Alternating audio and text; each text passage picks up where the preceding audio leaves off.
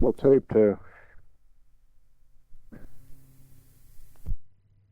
tape to send down with Jack to you folks and say hello from all of us up here. I got to kind of rush this thing out because time's drawing short for me to run over to the base to pick up Jack to take him out to the airport. Just got a letter from your sister Joy this morning, Mariel, and was sorry to hear that she apparently is going blind. I got a list of her children and so forth to hand to head up on the family genealogy bit and so on. If Sharon is there and listening, I want you to know that I've enjoyed having Jack come over to visit us and so forth, and we sit around and tell a lot of old sea stories and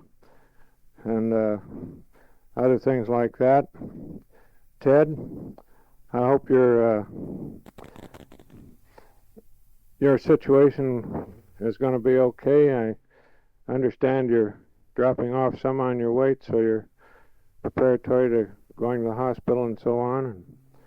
And we're both, all of us here, are hoping and praying for the best for you, and we know you're going to come out all right. And it's just too bad that all of us are separated by so many miles that we can't get together once in a while and so forth. And, of course, my condition being what it is makes it kind of impossible to do any long sojourns and so on. But anyway, it's a nice day up here. I guess it's nice as far as the weather's concerned, but I guess like you people down there, we're still hoping that the weather will turn and dump a lot of water out in this part of the country. We certainly could use some of that. It's going to run off from that snow back east, that's for doggone sure. Anyway, as Jack can probably tell you, Ellie and I are living here with Christy and our youngest daughter, and we're still getting along fine. I make a periodic check down to the hospital once in a while and remain on outpatient status. And of course, Eleanor's good cooking and all that has kept me in pretty fair trim. In fact, a little too fair as far as that goes. I'm running about 185, 90 pounds, which is a little heavy for a guy with one leg. When you stop and figure now, Jack, he's about the same size as I am as far as height and build and everything is concerned. And I used to weigh around 190 or 95, 90. Once in a while get up to 200 when I was walking, but that was with both legs. So I kind of got to watch and push myself away from the table a little bit. The reason why I'm taking Jack out, of course, as he'll tell you, is that this way he's going to be able to park his vehicle on the base there, and instead of having to leave it out in the parking lot over the weekend and so on. Oh, I wanted to tell you, in case I haven't already, that, pardon me, I sent back to the National Military Archives and got both the enlistments of Grandpa Dayton Edward Gould and Annalina's husband, Louis Matern. The Matern enlistment apparently was in 1882, and he was only in for a little less than a month, and he was put out on a bad back. Now, these negatives that Jack is bringing down with him are negatives that I had made up. I have to send the original back to Dolores, who I don't know, come in possession of it some way or other through the family. Melvin's daughter, and anyway, I have traced grandfather back to the, wait a minute, I was talking about Louis Matern, or Mattern. It seems that he evidently went into the service into the 7th Cavalry under another name of Martin, but I've searched that out with the archives and they can't find any record of it there. My next step, as far as he is concerned, is to check with Fort Sill, Oklahoma, where he was supposedly stationed at the time it was in the Indian Territories. However, of course, Grandpa's enlistment terminated in 1890, and which was 2 years after Grandma and Grandpa were married at Fort Yates. And the further search of the records reveals no other military service that we can hang our hat on. And the thing is, with his enlistment in the pages that they copied for me out of the original enlistment book, it does show that he was born in Deer River, Lewis County, New York. And judging from the age that they put down, which was 21 years and 3 months, he was born sometime in 1864, around October, I would imagine, or maybe September. And so I have sent back to the county records there in Lewis County, New York, but they bore no fruit. And I've got a letter awaiting an answer now back at the Catholic parish back there, because Grandfather Gould was apparently Catholic, being married by this Reverend Bishop Marty, who was the priest along the Dakota Territory in that area of Fort Yates down to Yankton, South Dakota, where he had his main headquarters apparently in those days. And Father Bishop Marty was of the Order of St. Benedict, which stands for the OSB that was on the end of the name, if you ever happen to have seen the or seen a copy of the original marriage certificate that was written out for Grandma and Grandpa. So I'm going to, if I can't get any information from the local St. Peter's Church there in Lewis County in Lowville, which is a county seat, I'm going to write further to the to Ogdensburg, which is up state and up in the next county above, and see if I can get some information there. There should be someplace some baptismal records or record of maybe marriage of his parents or something like that, and also they do have birth records in, I believe, Albany, New York. So I'm going to try and check that out too. The thing that I hope to find is that someplace, I know there's a definite placing of them at Harrisburg, New York in 1895 when his brother or half-brother or step-brother, two of them wrote, Frank and and Lawrence wrote letters to him at Christmas time in 1895. And one of them put down the fact that he had a birthday a few days before or something, so that more or less tags him as being about 12 or 13 years old at that time in 1895. So that way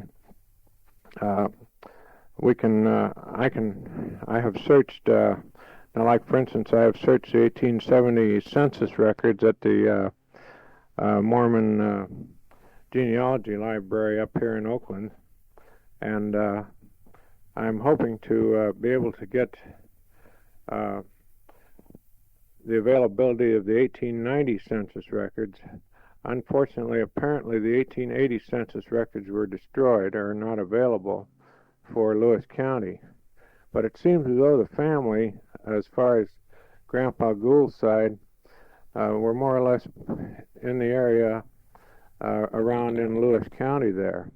Now Deer River is up close to the county line above to the upper county, so it may be that possible that part of the family of the Gould side came from up in that area in the next county. However, going through those census records is really a bear of a job, because they have about each township or town of the county has about 25 or 30 pages each, and by the time there's about 25 or 30 names on each page. And by the time you come out of looking at one of those films through the machine, you're kind of bleary-eyed. And of course, you know, in a Mormon place, you don't take on no alcoholic beverages, so it's just strictly from plain ice train. And I get up there once in a while, but it's kind of difficult to get in the place because I have to call ahead of time and have somebody waiting for me to help me up a couple of steps, you know, in my wheelchair bed.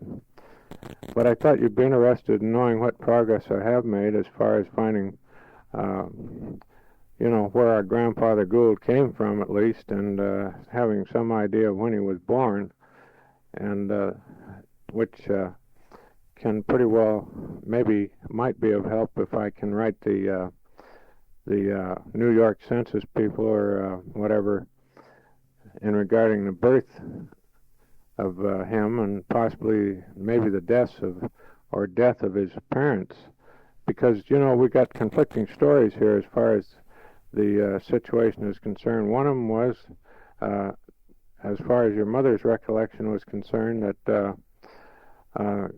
Grandpa Gould's father died, and she was a widow, and she remarried this man named Lawrence. Then there's the other, that the family had been wiped out by smallpox. But in this letter, that those two letters I spoke of that were written in 1895 from his brother's step or whatever they were, there is a mention of Aunt Libby, and then I recall personally the mentioning of my dad mentioning the name of an Aunt Sarah, which is also verified by recollections of Dolores back there, who says that Melvin remembered Aunt Sarah that lived in New York. So it might be very likely that we do have some kin up there someplace. Whether they're alive or not now is hard to say, but I think they probably stem from the New York area by and large, and possibly being of Catholic religion, possibly were Irish Catholics. I noticed in several of the, like I went through the Rochester, New York census of 1870, I believe it was, and there were a number of Goulds in there that were of Irish descent, that were immigrant, you know, they had been born in Ireland, so to speak. So, of course, whether they were born in Ireland, England, or what, has no bearing really on their religion, but of course the Irish would, of course, be predominantly Catholic.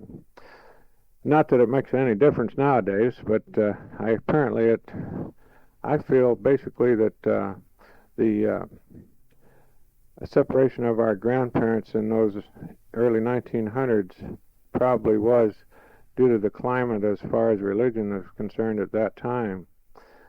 And, you know, religions in those days weren't really as tolerant of one religion to the other, and families of each side probably were pretty hard-nosed. Now, of course, we know that Grandpa Gould had a little bit of a habit of sticking his snoot in the bottle, and Grandma and Andalina, when they were back in New Jersey, had a kind of a little marathon going as to who was going to have the fanciest house and all that stuff. So with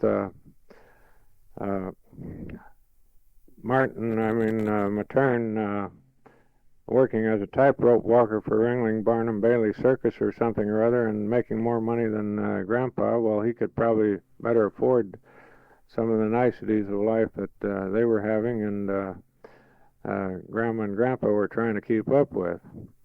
So it just is it's just too bad that we couldn't have all been around with tape recorders and things when we were younger and had the brains enough to have asked a lot more questions and got a lot more answers before all of these wonderful people who we all loved passed on out of the picture. And with them, of course, went the information that we're now trying to seek.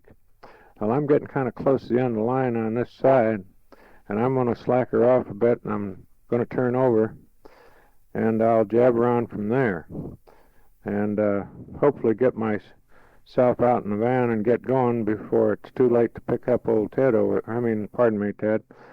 Jack over there at the base.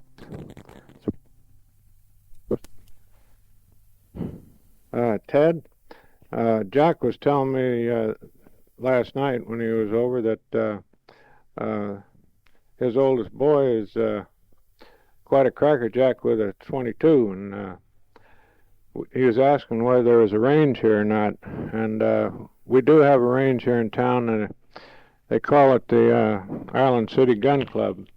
And anybody can go in and shoot for $2 a target and so forth. And I talked to the boys over there today, and they tell me as long as the 11-year-old has got himself a certification of, having went through the instructional bit about handling firearms and all that, that there's no sweat as far as his going out there in the range to shoot. Now, Ted, did you, in your capacity, did you instruct him, and are you certified as an instructor, and was there any certification given at any place there and around where you people live that would the boy could present when we take him out to the range?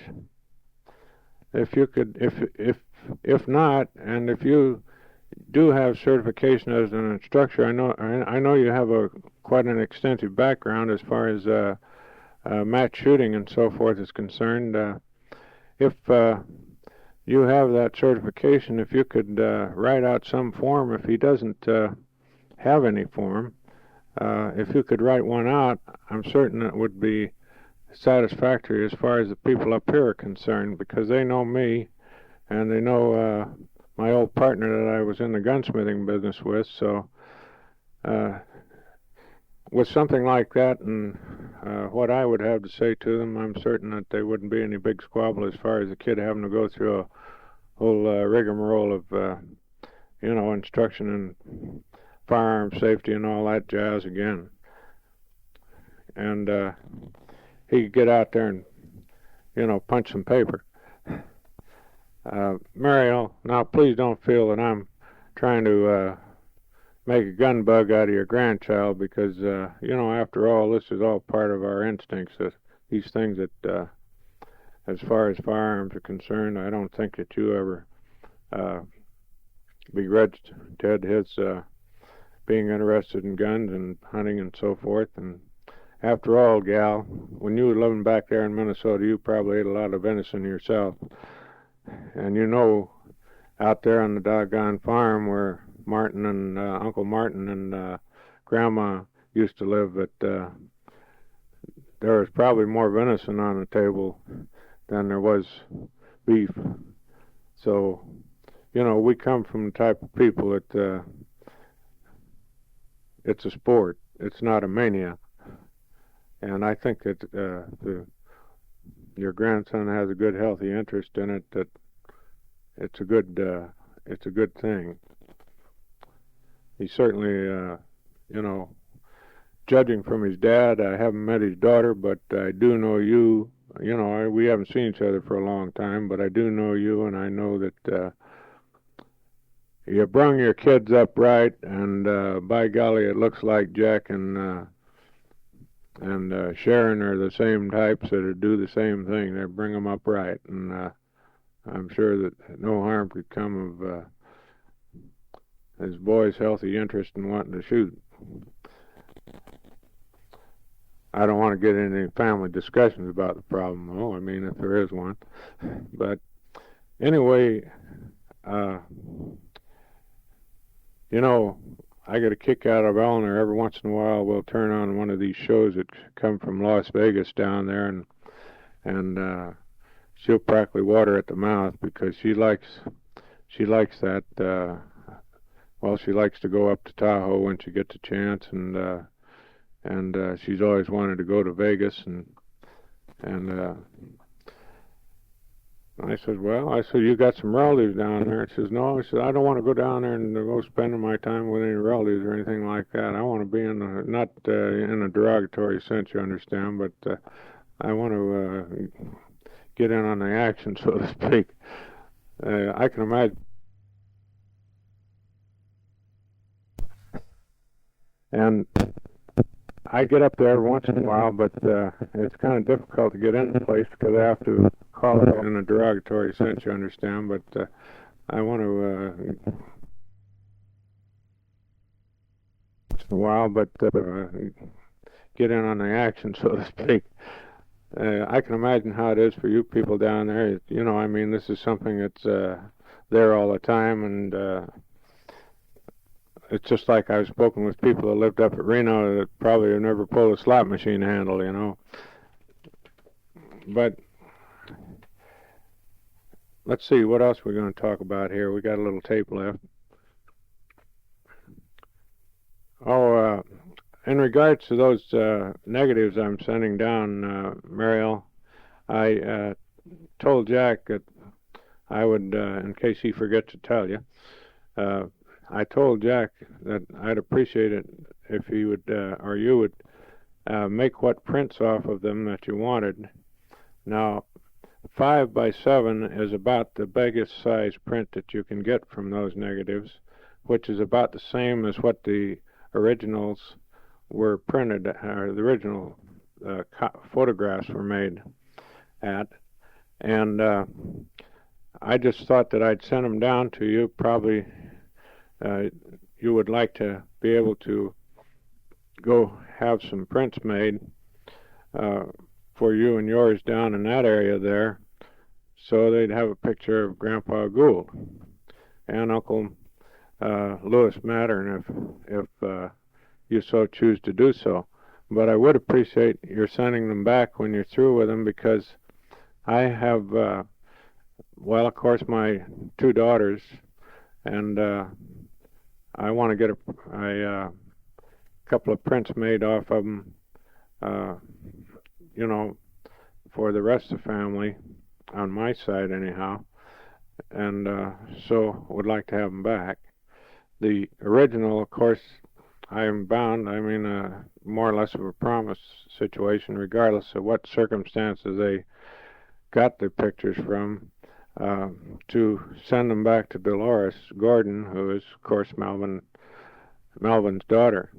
Dolores, I've talked to on the phone, and also her sister Joy, and Richard, her brother, and Dolores seems to be the one in the family there that is most interested in preserving the things that, well, such as these pictures, it's like they would to you or me or the rest of the gang. They mean a lot to her. So I feel that in this respect, though, she may have probably in the past been kind of a screwball, and maybe some of the rest of the family too. I don't know about that, you know. I wasn't as close to them as you people. I feel that Dolores is very sincere as far as the preservation of these things, and she's been most cooperative and helpful as far as my wanting to continue on your mother's work as far as getting the family genealogy together. So I think we can give her a great big E for effort there.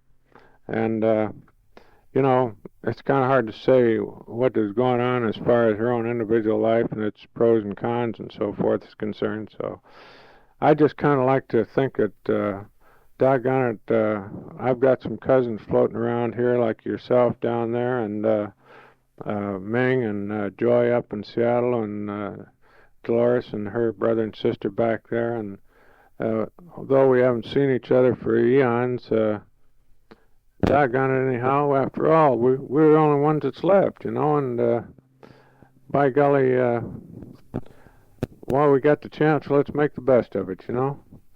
And this is why I kind of thought it'd be better for me to kind of sit down here and jabber away to you for a while and say some of these things, because it's a lot easier to listen to a person speaking on a tape than to just get the old flat words written out on a letter. You know, sometimes the letter writing can be a little bit misinterpreted, or the sense of feeling cannot be put into a letter that can be put into a voice tape, such as this situation here. And so I see by my little old clock here it's getting to be about 5 after 4, so what I'm going to do is I'm going to cut this thing short because it's going to take me about 15 minutes or less, 10 or 15 minutes to get out and get in my van and get saddled up and head out over for the base there, which isn't too far from here. Just a matter of about half a dozen blocks, I guess, over to the main gate where I want to meet Jack, and then we're going into the bachelor enlisted quarters where he parks his vehicle, and then we'll throw his gear in my van and head out to the airport, and we might have a chance to jaw for a little while before he takes off, and he'll probably be sitting there underneath with his feet underneath your table chomping his chops at night, happy as a clam at high tide, because I know he seems like he's kind of anxious to make this trip down there, and I suppose he'll have a lot to tell you about the Navy housing he's got and so forth and so on. And I haven't been over to see it myself yet, but apparently, Sharon, you're going to have a place to live over here, and you're going to be our neighbors, so we expect to see you over once in a while. And we hope we can get together and kind of kick things around this little old town a little bit. Because if you're Mariel's daughter, well, as far as I'm concerned, my recollections of your mother when she was, I don't know, she was probably about 17, 18 years old when I was back there in 36 when I last saw her, that I recollect. She was one heck of a swell gal, and I think she's still a swell gal. And Ted, I don't remember whether or not I met you when I was back there in 36, whether she was going with you or not, but I know you come from the same part of the country, and you guys must have something in common. It's been working for quite a good number of years. And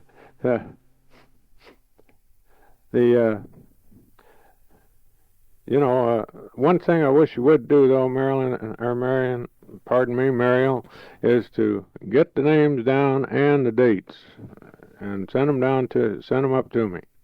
As far as the births and all that stuff is concerned, because patching this thing together that you reproduced for my, from your mother, which I really thank you for, is it's kind of hard to make out some of the things that, as far as the dates and so forth are concerned. In fact, one thing I was lucky, though, is when Jack first come knocking at our door one day, and it was kind of early in the morning, as far as we were concerned anyhow, because I don't get up sometimes or get to sleep till about 2 or 3 o'clock sometimes. And anyway, Eleanor said said he was a relative by the name of Jack Dempsey, and I got out this thing that your mama put together, and by golly, sure enough, we had one by the name of Jack Dempsey there. And anyway, you folks all have a good time down there this weekend, and God bless you all. And when you guys get situated up here, Jack, you and Sharon, I hope that maybe Mariel and Ted can get a chance to take a run up here sometime, It sure would be great. In the meantime, have a bunch of fun. This old California Clare signing off. Out and over. On the bye.